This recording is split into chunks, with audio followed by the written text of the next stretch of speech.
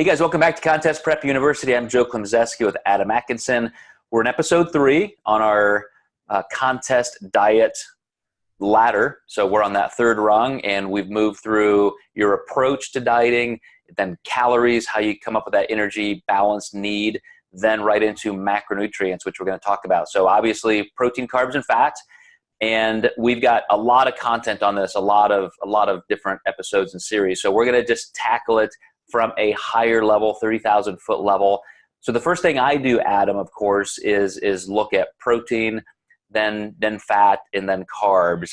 And I'll let you explain how you do it and why.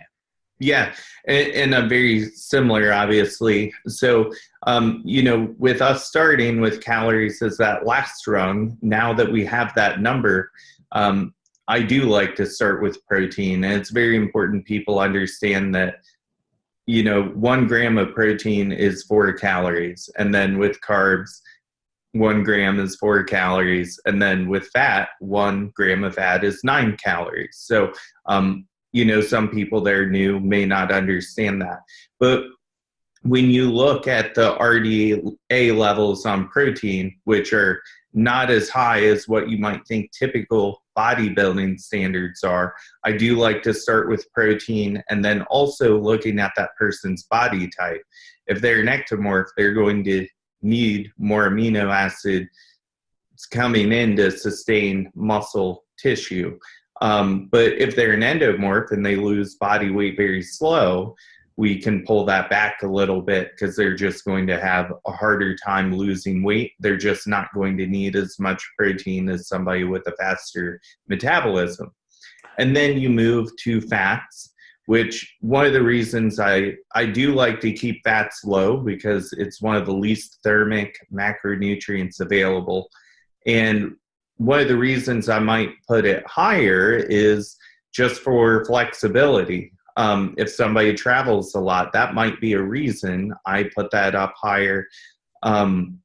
If they're very well structured, I might actually, right from the get-go, put it as low as I think I can, just for them to have good adherence. And then I fill the rest up with carbs and try to keep carbs as high as possible.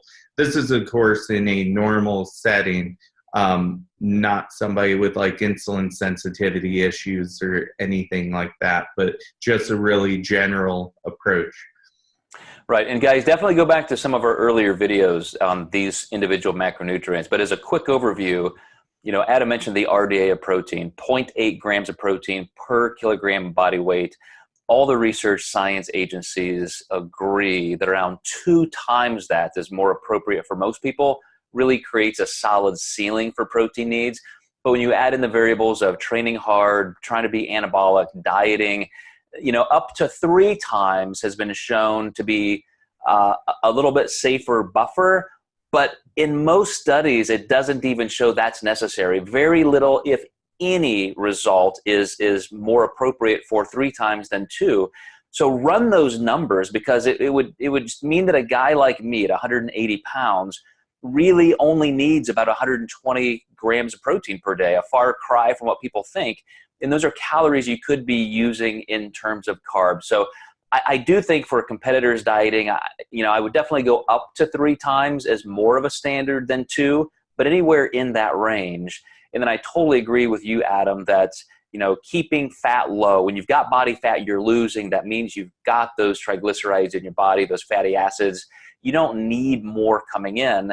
And as you said, low thermic effect from fat digestion. So save those calories for carbs that can be more anabolic. So I like to see people down around 20% of calories from fat. Sometimes you can push down to 15%. But if some people just prefer or feel better with fat, you could stay all the way up to 25 or 30%. It just costs you more in carbs.